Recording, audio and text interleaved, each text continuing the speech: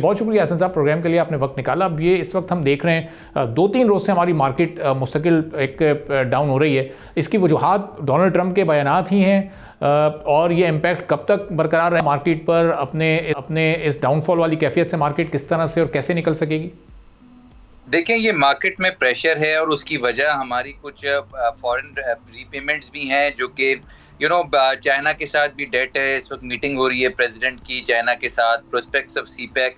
I think ये भी एक मेजर रीज़न है जिसकी वजह से जो है अर्लियर कुछ प्रेशर शुरू हुआ। फिर GSP प्लस की भी जो है वो EU का रिव्यू जो है वो EU की टीम आएगी और फिर डिपेंड करेगी। तो आई थिंक ये वरीज जो हैं बहुत सारी हैं। जिस तरह से सीपैक के प्रोस्पेक्ट्स के लेके हम देखें तो हमारी जो US एड है उसकी सस्पेंशन है। आई थिंक जो IMF का रिव्यू है उसमें भी इन्वेस्टर्स के खदशात हैं क्योंकि टैक्स कलेक्शन शॉर्टफॉल है। तो वहाँ पर भी जो है कुछ मिनी बजट टाइप चीज़ जो है वो आ सकती है।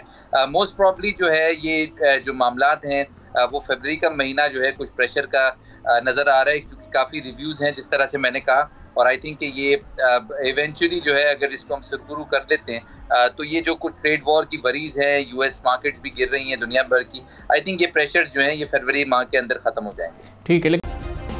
सब्सक्राइब करें और बेल दबाएं ताकि कोई खबर रह न जाए।